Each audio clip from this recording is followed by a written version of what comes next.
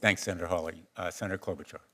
Thank you very much. Thank you, all of you. I think I will lead with some elections questions since I'm the chair of the Rules Committee. Mr. Smith, in your written testimony, you talked about how watermarks could be helpful disclosure of AI material. As you know, and we've talked about, I have a bill that I lead that Representative Clark leads in the House to require disclaimer and some kind of mark on AI-generated ads. I think we have to go further. We'll get to that in a minute, Professor Herzog. But could you talk about what you mean by, in your written testimony, the health of democracy and meaningful civic discourse will undoubtedly benefit from initiatives that help protect the public against deception or fraud facilitated by AI-generated conduct? Absolutely. And here I do think things are moving quickly, both in a positive and a worrisome direction in terms of what we're seeing. On the positive side, I think you're seeing the industry come together. You're seeing a company like Adobe, I think, exercise real leadership. And there's a recipe that I see emerging. I think it starts with the first principle. People should have the right to know if they're getting a phone call from a computer, from AI, if there's content coming from an AI system rather than a human being. We then need to make that real with legal rights that back it up. We need to create what's called a provenance system, watermarking for legitimate content, so that it can't be altered easily without our detection to create a deep fake. We need to create an effort that brings the industry and I think governments together so we know what to do, and there's a consensus when we do spot deep fakes, especially say even deep fakes that have altered legitimate content. Thank you. So that would be the first. And let's get to that.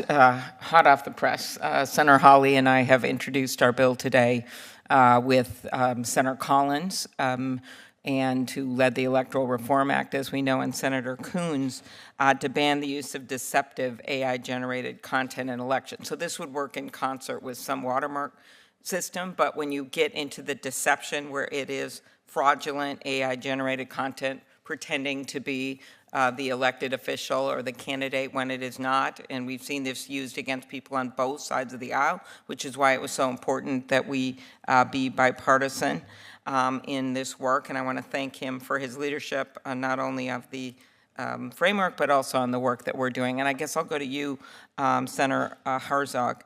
Mr. Herzog, I just promoted you. Maybe, I mean, it's very debatable. Could you, in your testimony, you advocate for some outright prohibitions, which we're talking about here. Now, we do have, of course, a constitutional exception for satire and humor, because we love satire so much, the senators do. Just kidding. But could you talk about why you believe there has to be some outright ban of misleading AI conduct related to federal candidates in political ads? Talk about that.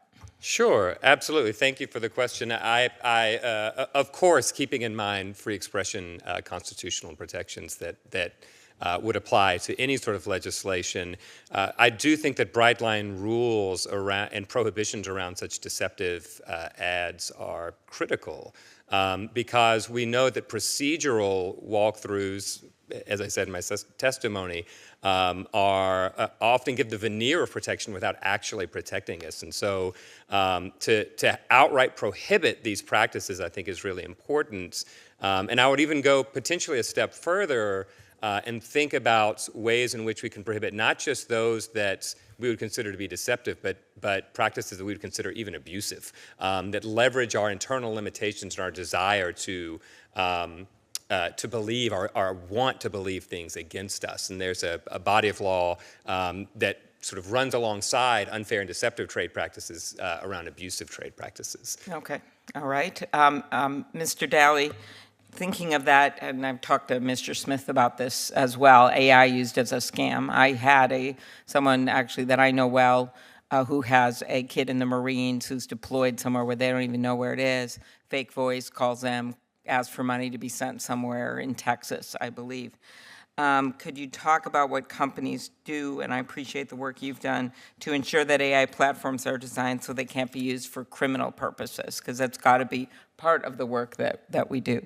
Yeah. Because it's not just scams against elected officials. Yeah. Well, I think the best measures against deep fakes, and Mr. Smith mentioned it in his testimony, is the use of provenance and authentication systems where you can have authentic images, authentic voice recordings signed by the device, whether it's a camera or an audio recorder that has recorded that voice, and then when it's presented, it can be authenticated as being genuine and not a deep fake. That's sort of the flip side of watermarks, which would require that anything that is synthetically generated be identified as such.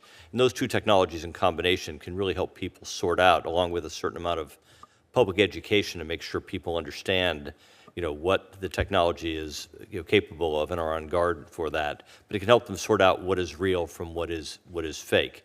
Okay. Last, Mr. Smith, back where I started here. Some AI platforms use local news content without compensating journalists and papers, including by using their content to train AI algorithms.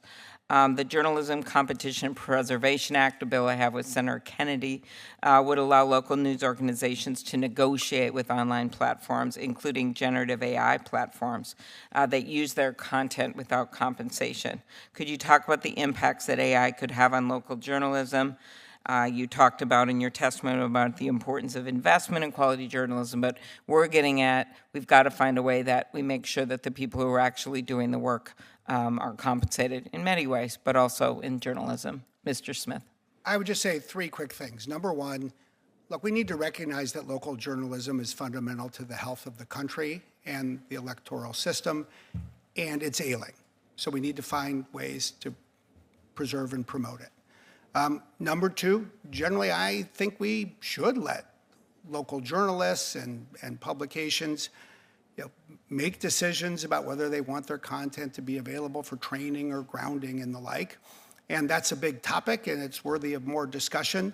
And we should certainly let them, in my view, negotiate collectively, because that's the only way local journalism is really going to negotiate effectively. I appreciate your words. You want to add one thing? I'm going to get in trouble from Senator Blumenthal here. Go ahead. All right, No, but then I will just say, and there are ways that we can use AI to help local journalists. And we're interested in that too. So let's add that to the list. Okay, very good. And thank you again, both of you. I talked about Senator Hawley's work, but you, Senator Blumenthal, for your leadership. Thank you.